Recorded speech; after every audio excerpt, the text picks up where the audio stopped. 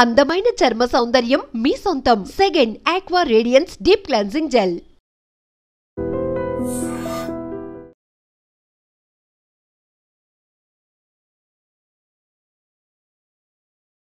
నెల్లూరు జిల్లాలో ఘోర రోడ్డు ప్రమాదం జరిగింది. ఆ రోడ్డు ప్రమాదంలో నలుగురు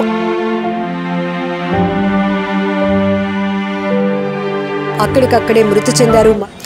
నెల్లూరు జిల్లాలో ఘోర రోడ్డు ప్రమాదం జరిగింది. ఆత్మకూరు క్రాస్ రోడ్ వద్ద పెట్రోల్ బంక్ వద్ద జరిగినటువంటి రోడ్డు ప్రమాదంలో నలుగురు అక్కడికక్కడే మృతి చెందారు. మరికొందరు పరిస్థితి విషమంగా ఉంది. ఆ పెట్రోల్ బంక్లో ఫ్యూయల్ ఫిల్ చేసుకుని బయటకు వస్తున్నటువంటి ఆటోను అతి వేగంగా వచ్చినటువంటి కారు బలంగా ఢీకొట్టడంతో ఒక్కసారిగా ఒకవైపు కారు ఆటో ఎగసి పడ్డాయి. దీంతో ఆటోలో ప్రయాణిస్తున్నటువంటి 10 మందిలో నలుగురు అక్కడికక్కడే ప్రాణాలు కోల్పోయినటువంటి దుర్ఘటన తీవ్ర దిగ్భ్రాంతికి గురి చేస్తోంది. ఒక్కసారిగా ప్రాంతంలో విషాద ఛాయలు అలుముకున్నాయి. ఈ మధ్య కాలంలో రోడ్డు ప్రమాదాలు చూస్తే ప్రతి ఒక్కరికి వణుకు పుడుతోంది. అదుపు తప్పుతున్న వాహనాలు ఎగసి పడుతున్నాయి. ఎంతో మంది ప్రాణాలు బలి తీసుకుంటున్నటువంటి రోడ్డు ప్రమాదాల దుర్ఘటన ప్రతి ఒక్కరిని తీవ్రంగా కలిచివేస్తోంది. ఇక ఈ రోడ్డు ప్రమాదాలు ఎక్కువగా జరుగుతూ ఉండటం, అది కూడా జాతీయ రహదారిపై జరుగుతున్న రోడ్డు ప్రమాదాలపై కూడా పోలీసులు ఒక అంచనాకు వస్తున్నారు. ఎక్కువగా రాత్రిపూట తెల్లవారుజామున డ్రైవర్లు నిద్రమత్తులో ఉండటం, అలాగే వాహనాలు అవుట్ ఆఫ్ కంట్రోల్ అంటే అతి వేగం వల్ల వాహనాలు అదుపు తప్పి బోల్తా కొడుతూ మరికొంతమంది ప్రాణాలు కూడా బలి తీసుకుంటున్నాయి. ఎదురుగా వస్తున్న వాహనాలను ఢీకొంటున్నాయి. వెనుక నుంచి వస్తున్నటువంటి వాహనాలు బలంగా ఢీకొట్టడంతో కొన్ని ప్రమాదాలు జరుగుతున్నాయి. ఏదేమైనా ఇలాంటి రోడ్డు ప్రమాదాల్లో అక్కడికక్కడే ఎక్కువ సంఖ్యలో మృతుల సంఖ్య ఉండటం కూడా చాలా దిగ్భ్రాంతికరమని చెప్పొచ్చు. సో రోడ్ హిప్నోసిస్ అనేది ఎక్కువగా ప్రమాదాలకు కారణమవుతున్నట్లు పోలీసులు గుర్తించారు. వైద్యులు కూడా సూచిస్తున్నారు.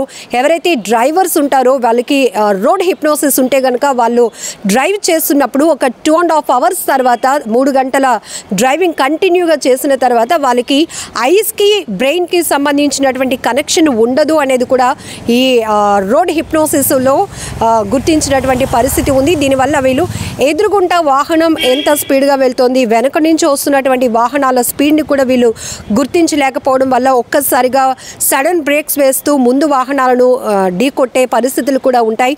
సో రోడ్ హిప్నోసిస్ వల్ల ఎక్కువగా వీళ్ళు నిద్రమత్తులోనికి జారుకుంటారు అనేది కూడా ఒక కారణంగా తెలుస్తోంది. అయితే ఇప్పటికే జాతీయ రహదారులు రక్తమోడుతున్నటువంటి పరిస్థితులు కనబడుతున్నాయి. భారీ వాహనాలు బోల్తా కొడుతున్నాయి. ఒక వాహనం మరొక వాహనం బలంగా ఢీకొట్టడంతో ఎంతో మంది ప్రాణాలు కోల్పోతున్నారు.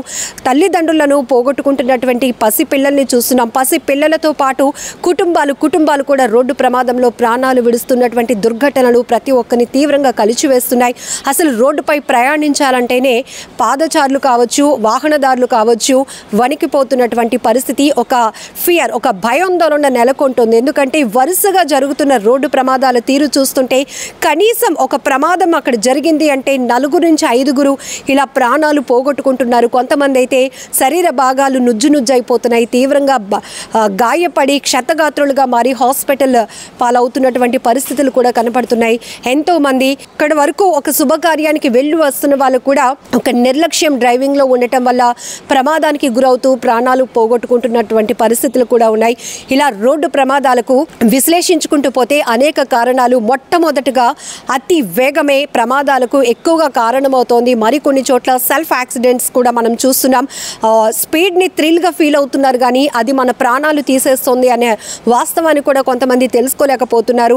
ఇక్కడ హై స్పీడ్గా వెళ్ళటం మంచిది కాదు, రోడ్ యాక్సిడెంట్ జోన్స్ అని హెచ్చరిక బోర్డులు పెడుతున్నా కూడా అవేవి పట్టించుకోవటం లేదు. బేఖాతరు చేయకుండా ముందుకు వెళ్తూ ఉండటం, థ్రిల్గా ఫీల్ అవుతున్నారు స్పీడ్గా డ్రైవ్ చేయటాన్ని. సో దీనివల్ల కూడా ఎక్కువగా ప్రమాదాలు జరుగుతున్నాయి. మరికొన్ని చోట్ల అయితే ఈ కుక్కలు అడ్డు రావటం కూడా, విశాఖలో 2 యువకులు ప్రాణాలు పోగొట్టుకున్న ఘటన మరొక ముందే మరొక ప్రమాదం జరిగింది. బొగ్గు లారీ బోల్తా పడింది. రోడ్డుకు అడ్డంగా ఉండిపోవడంతో సిగ్నల్స్ పైకి దూసుకు వెళ్లడంతో చాలా వాహనాలు కూడా డ్యామేజ్ అయినటువంటి పరిస్థితి. లక్కీగా అక్కడ ఎలాంటి ప్రాణ నష్టం జరగలేదు. కానీ ఇలా రోడ్డు ప్రమాదాల తీరు చూస్తుంటే భారీ వాహనాలు ఫిట్నెస్ లేకుండా రోడ్డెక్కుతున్న వాహనాల వాళ్ళకు కూడా అనేక మంది ప్రాణాలు ప్రాణాలు పోగొట్టుకుంటున్నటువంటి పరిస్థితులు నెలకొన్నాయి. ఏదేమైనా నెల్లూరు ఆత్మకూరులో జరిగినటువంటి రోడ్డు ప్రమాదంలో మృతి చెందినటువంటి నలుగురు కూడా రోజువారీ కూలీలు. వీళ్ళు తరచుగా ఇదే ఆటోలో 10 మంది వరకు కూడా కూలి పనుల కోసం వెళ్తూ ఉంటారు. ఈ క్రమంలోనే వాళ్ళు కూలికి వెళ్తూ ఉండగా అక్కడ ఆత్మకూరు జంక్షన్ వద్ద ఉన్న పెట్రోల్ బంక్లో పెట్రోల్ నింపుకొని ఆటో బయటకు వస్తున్న తరుణంలోనే కారు బలంగా ఢీకొట్టడంతో ప్రమాదం జరిగి అక్కడికక్కడే నలుగురు ప్రాణాలు కోల్పోయారు. మరికొంతమంది పరిస్థితి కూడా విషమంగా ఉంది. ఏదేమైనా రోడ్డు ప్రమాదాలు పూర్తిగా నివారణకు ఎలాంటి చర్యలు తీసుకుంటే బాగుంటుందనుకుంటున్నారో కామెంట్ బాక్స్లో మెన్షన్ చేయండి.